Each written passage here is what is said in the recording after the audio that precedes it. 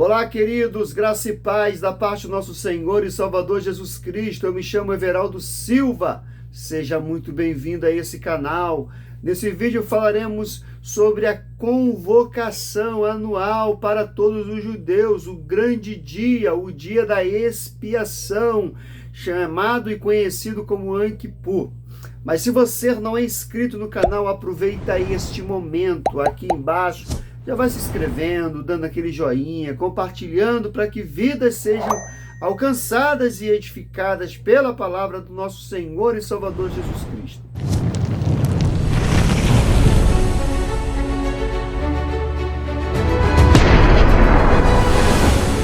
O que era o dia da expiação, o Yom Kippur?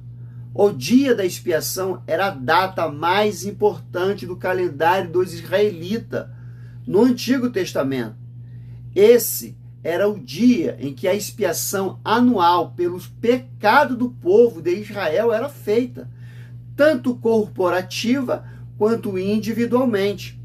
O cerimonial incluía até mesmo a purificação do próprio tabernáculo. Lá em Levítico 16. O dia da expiação acontecia no 10º dia do mês do calendário judaico, entre setembro e o mês de outubro.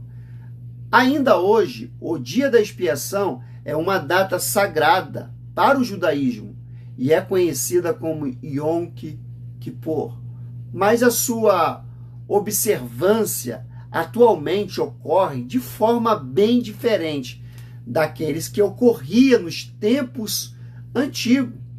O dia da expiação era envolvida, ou seja, um ritual muito rígido e muito significativo, além de oferecimento de vários sacrifícios ou derramamento de sangue. O dia da expiação foi instituído pelo próprio Deus através de uma ordenância dada a Moisés.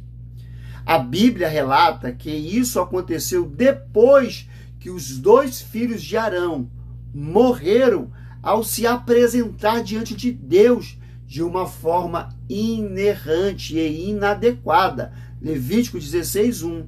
Deus proibiu a entrada do Santo dos Santos. A execução ocorreu justamente no dia da expiação. Nesse dia, o sumo sacerdote tinha a oportunidade de ir, além do véu, no santuário onde estava a Arca da Aliança, mas não sem a sua oferta de sangue. Levítico 16:3. O que acontecia no dia da expiação? Os detalhes acerca de tudo o que acontecia no dia da expiação, então, estão registrados no livro Levítico 16:1 ao 34, 23, 26 e 32, Êxodo 30:10, Levítico 23, 26 ao 32. Nesta data, havia uma convocação de jejum nacional, que começava à tarde do 9º dia e durava até o atardecer do 10º dia. O ritual do dia da expiação era dividido em dois atos principais. Um era em favor do sacerdócio, o outro era em favor da nação de Israel. Uma semana antes dessa data, o sumo sacerdote já se deslocava de sua própria casa para o tabernáculo. Então, no dia da expiação, os acontecimentos se davam da seguinte forma: o sumo sacerdote se lavava na pia do átrio e trocava seu traje regular, uma roupa especial de linho branco. Levítico 16:4. Segundo ponto, o sumo sacerdote oferecia um novilho como oferta pelo pecado dele próprio e de sua família. Levítico 16:3, 6 ao 11. Terceiro ponto, o sumo sacerdote entrava no Santo dos Santos com o sangue do novilho. Então ele aspergia o sangue do novilho 7 vezes sobre o propiciatório que ficava sobre a arca da aliança. Além disso, ele também carregava o incensário com brasas tirada do altar. O incenso servia como uma nuvem que cobria o propiciatório e evitava que o sumo sacerdote morresse. Isso falando pelo o contato com a presença de Deus. Levítico 16, 12, 14. Quarto ponto. O sumo sacerdote voltava ao átrio, tocava os 2 bodes, que tinha sido separado, então ele lançava sorte sobre ele. O objeto disso era determinar qual bode seria imolado como oferta pelo pecado e qual seria o bode emissário, ou seja, enviado ao deserto. Levítico 16, 7 e 8. Quinto ponto. O sumo sacerdote sacrificava o bode determinado como oferta pelo pecado do povo.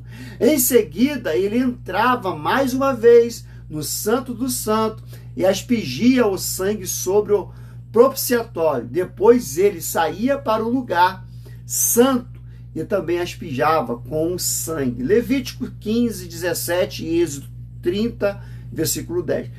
Sexto ponto. O sumo sacerdote retornava ao átrio até o altar do holocausto e purificava-se com o sangue do novilho e do bode. Levítico 16, 18 e 19. Sexto ponto. O sumo sacerdote impunha as mãos sobre o bode emissário e confessava os pecados do povo. Na sequência, ele enviava o bode emissário ao deserto. Levítico 16, 20 ao 22. Sétimo ponto. Depois de enviar o bode emissário ao deserto, o sumo sacerdote tirava sua roupa especial, que devia ser usada apenas no dia da expiação, ou seja, uma vez por ano. Então ele lavava e colocava suas vestes regular do sumo sacerdote. Levítico 16, 23 ao 24. Oitavo, o sumo sacerdote oferecia um holocausto de carneiro para si e para o povo. E a gordura do sacrifício pelo pecado era queimada. Registrado em Levítico 16, 25. A pessoa responsável por lavar o bode, essa pessoa responsável era emissária, um emissário também. Ela devia-se purificar-se também para que pudesse estar entrando no arraial. Levítico 16, 26. O novilho e o bode que tinha sido sacrificado pelo pecado era levado para fora do arraial para que pudessem ser queimados. Por fim, a pessoa responsável por queimar o novilho e o bode também precisava se purificar. Levítico 16, 27. O significado, então, do dia da expiação. As ações realizadas pelo sumo sacerdote duravam o dia da expiação completa. Servia para expiar o pecado dos israelitas, sobre os seus arrependimentos. E os sacrifícios oferecidos tinha por objetivo purificar não somente os adoradores, mas também o próprio santuário, ou seja, o próprio terreno. Mas todo o cerimonial do dia da expiação tinha um alcance limitado. Ele não oferecia a expiação definitiva pelo pecado do povo. Nesse sentido, ele apontava para uma realidade maior. Ele anunciava uma expiação perfeita e definitiva. O Novo Testamento deixa muito claro de que forma o significado do dia da expiação. Apontava o quê? Para Cristo. Foi na crucificação de Jesus que se cumpriu o simbolismo do dia da expiação. Isso também significa que o perdão derramado sobre os crentes e os israelitas no dia da expiação não estava fundamentado essencialmente em algum sacrifício animal, mas estava baseado no sacrifício do último, no qual os outros anunciavam, em outras palavras, todos os sacrifícios expiatórios. realizados no dia da expiação tipificavam, né, o sacrifício perfeito do Cordeiro de Deus, que tira o pecado do mundo. Um exemplo disso é o cerimonial envolvido os 2 bodes. Ambos os bodes eram vistos como 2 partes de uma só oferta. Então, à luz do Novo Testamento, percebemos que aquele cerimonial falava vividamente do ministério redentor do Filho de Deus. Tal como o bode imolado como oferta pelo pecado dos israelitas, Cristo foi crucificado pelo pecado do seu povo. Da mesma forma, tal como o bode emissário, que simbolizava e lavava os pecados dos israelitas para o deserto, hoje mesmo como os corpos dos animais sacrificados no dia da expiação, que eram queimados fora do arraial, Cristo foi levado, melhor dizendo, para além dos muros de Jerusalém, carregando sobre si os pecados daqueles a quem ele redimiu. Hebreus 13, 11 ao 13.